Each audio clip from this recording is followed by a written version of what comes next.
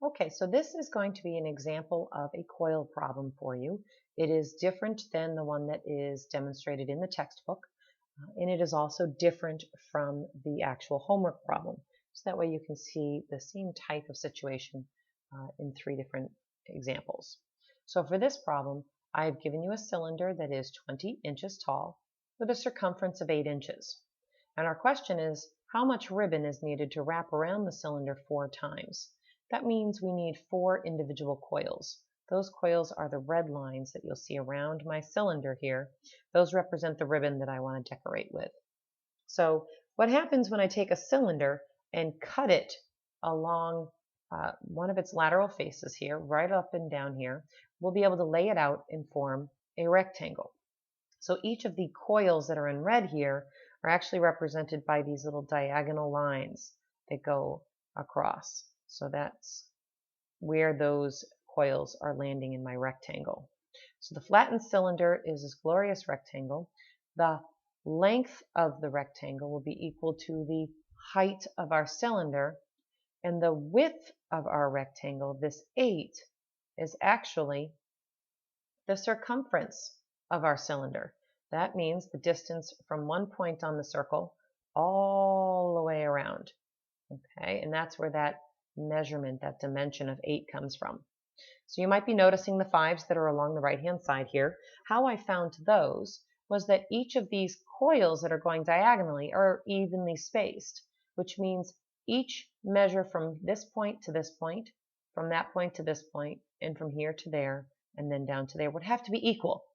So I'm going to take the entire length of my rectangle and divide by the 4 individual triangles or 4 individual segments that are over here. And that's how I get a measurement of 5.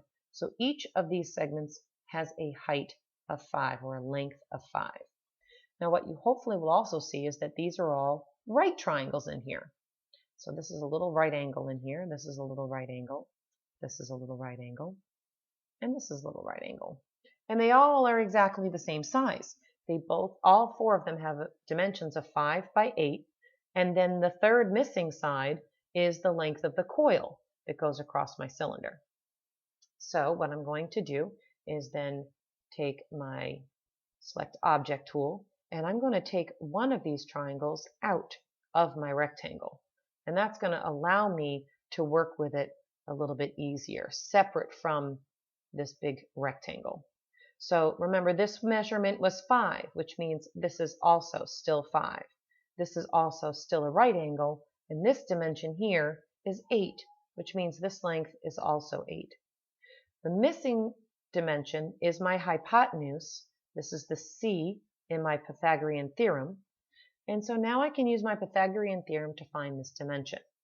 So there I go. We're going to have an 8 squared plus 5 squared equals C squared.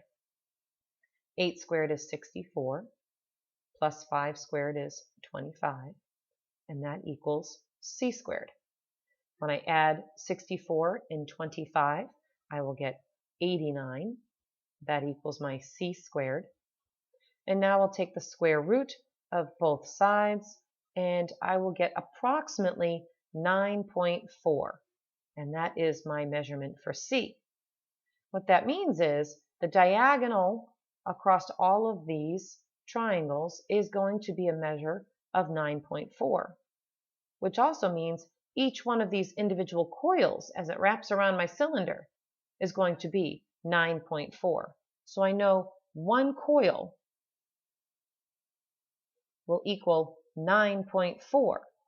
And in this case, I have 1, 2, 3, 4 coils. So if I take 4 and I multiply it by 9.4, I will get the length of the entire ribbon that's circling this cylinder. So when I multiply, I should get about 37.6. So that means I have 37.6, or approximately 38 inches needed for ribbon to wrap around my cylinder. And that's how we do our coil problem.